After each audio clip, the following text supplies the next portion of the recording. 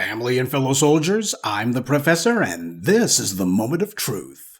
And now the Friday Crime Report.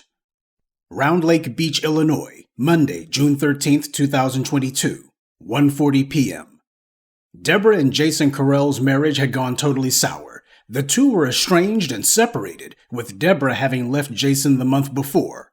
About the only good thing to come out of the marriage was their 3 children, 5-year-old Bryant, 3-year-old Cassidy, and 2-year-old Gideon. The two of them had shared custody of the children, but Deborah was in the process of divorcing Jason and had also been petitioning the court to get full custody. Deborah was concerned about Jason's erratic behavior, not to mention the fact that the man had been expressing suicidal thoughts. On June 13th, the children had been staying with Jason on a weekend visit.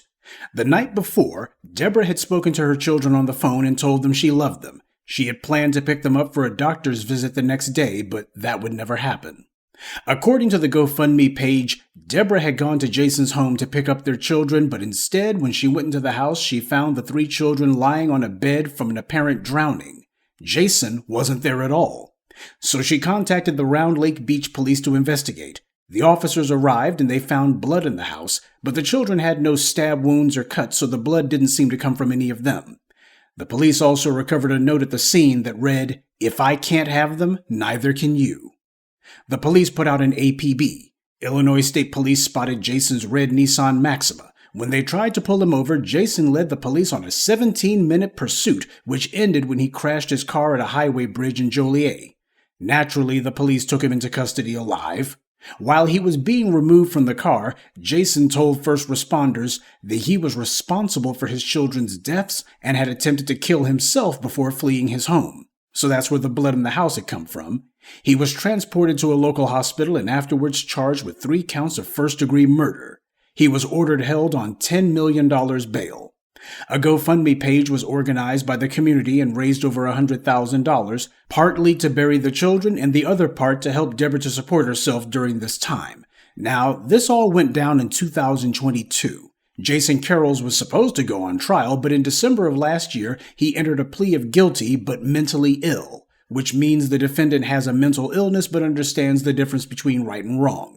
Prior to entering the plea agreement, the state's attorney office said the prosecutors and victim specialist consulted extensively with the family of the victims. In fact, several members of the family were present in court for his sentencing hearing. So, this guy didn't get the Jeffrey Epstein treatment where the prosecutors make a deal first and then forget to tell the families about it until long after it's over.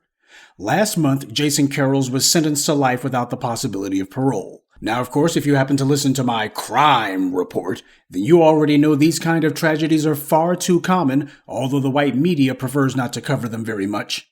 Especially in these rural areas in these suburbs. Round Lake Beach, Illinois is a suburb of Chicago, but the white media didn't make a big deal about a triple murder of children that took place there, did they? These are the same places that constantly lecture everyone about small town values and how the suburbs are so much safer than the inner city, etc.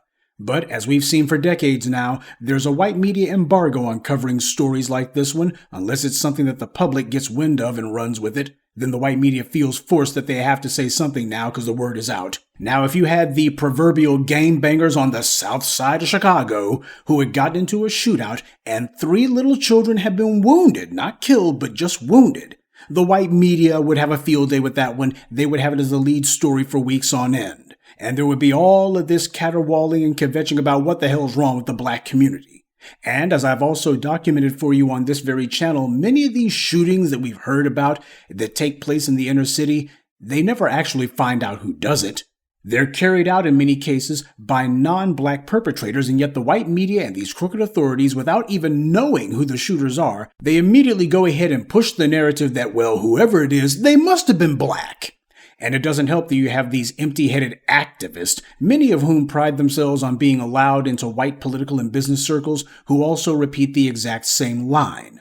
Meanwhile, when we have killings in non-black communities, it's never racially pathologized. Nobody says, hey, the white birth rate is in free fall, we're about to become a minority in the country, we have to stop killing each other.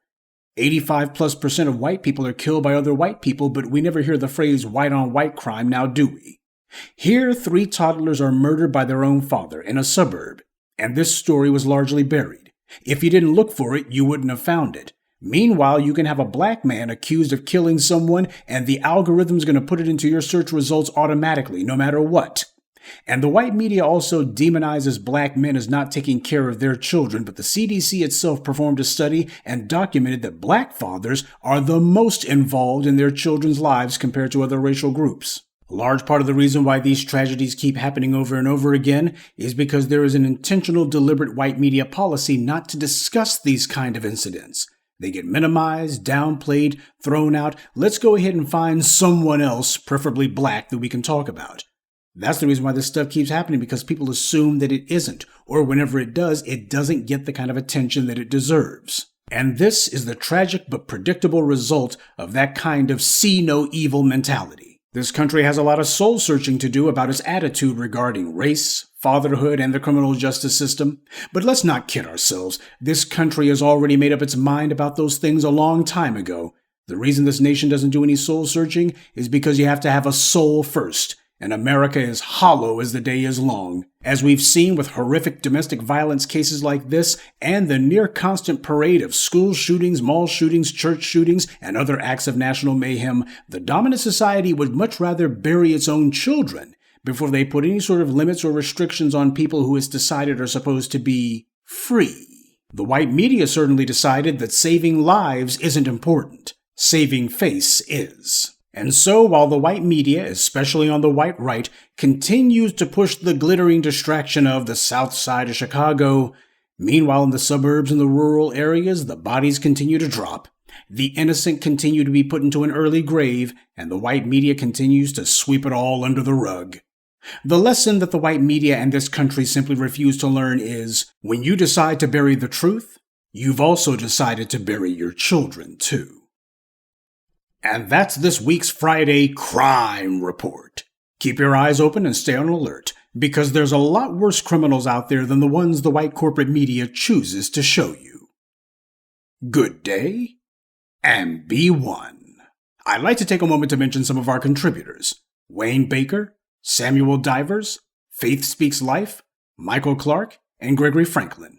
Salute to them, and thank you to everyone for listening, liking, and sharing this message. Black empowerment only exists because of you.